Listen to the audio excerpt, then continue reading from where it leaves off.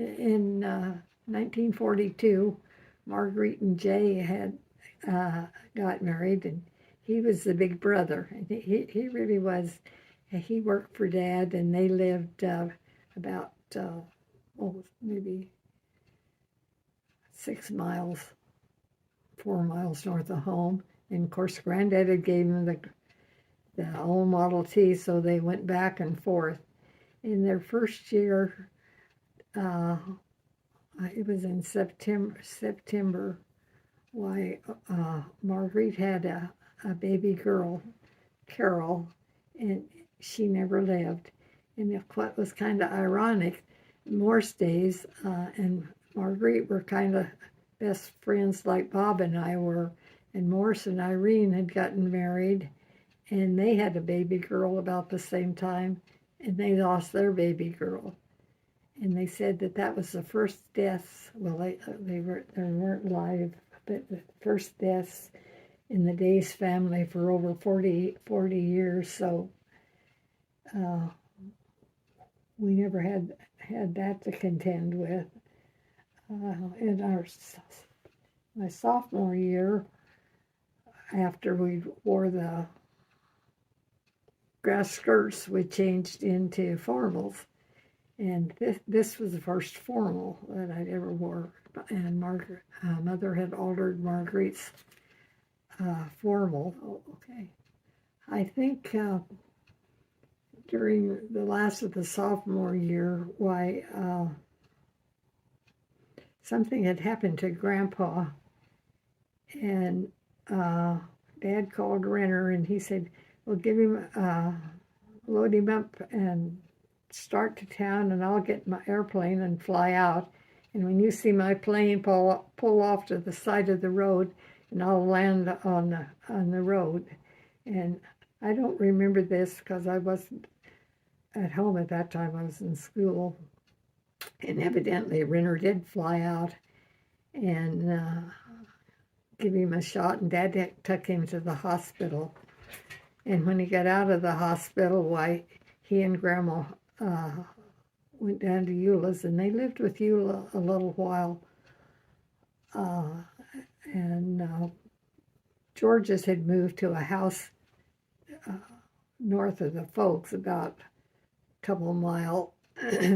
So they moved out of the basement. They thought this would help George with his asthma. And Grandpa and Grandma then, of course, were in town. And then after they moved there, George's moved over on Grandpa's place, which was become George's place, and then later in life it became Bob's place. Now I guess it's probably Richard's place. But Grandma later built a house bought a house right behind the church, which was good for her because she would just go out her gate and walk just a little down the sidewalk and go in the side door of the church, and she'd be there. And the only thing that I know that really happened there is that Grandpa used to go out and sat in the backyard. One day the priest came over and lit a cigar and gave it to him. Well, I don't know what, and it had been umpteen years if Grandpa ever smoked, and Grandma was not happy. She went out and she said, "And I got rid of that cigar." Well, I don't know if she said anything to the priest or not, but anyway, that was the end of the cigars. So yeah, I'm going to talk a little bit about the baseball. I told them once before how they'd, if they were on the same team, everything was fine, and if it didn't, there was a lot of argument. Well, I think probably maybe one of the favorite teams was that George and Dad and Walter were on the same team, and there was two brothers of Francis on there, John and Joe.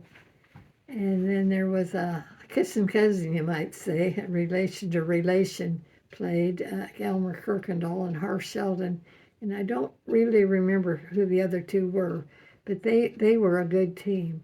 And they were good players. I think George was catcher, and Walter, I think, was third baseman. and Dad was pitcher, and Dad was a good pitcher. Uh, I don't know for sure, but I had been told and heard later that he did have offers to join the minor leagues or could join the minor leagues. Of course, he never did. And Joe and John, he'd had infantile paralysis, just like polio, earlier in life, and he crippled. He was really crippled, but he played.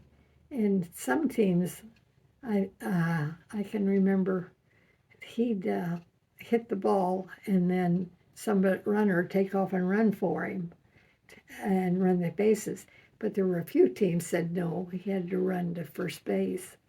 And John said, I can run to first base. He said, I'll knock that ball hard enough and far enough that I'll get to first base. And I guess he did. And then somebody would run for him. But these games went on for years, and I don't know just when they quit playing. Of course, by this time they were probably in their 30s, and George had to quit because of his asthma.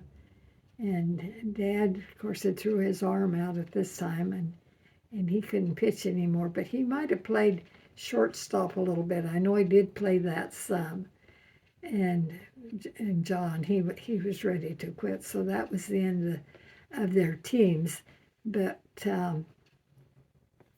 we still went to baseball games, and I think probably Walter went to the games the longest because Morse was a good player, and Walter never missed a game, and he got some kind of an honor for being something about the one that had watched the most games or something when he got quite a little bit older. I can never ever remember Grandpa going and watching the game. Grandma went once in a while, but Dad, it was a big part of his life. In fact, on the day they got married in the morning, and he had to play ball the afternoon, and Mother never let him forget it either.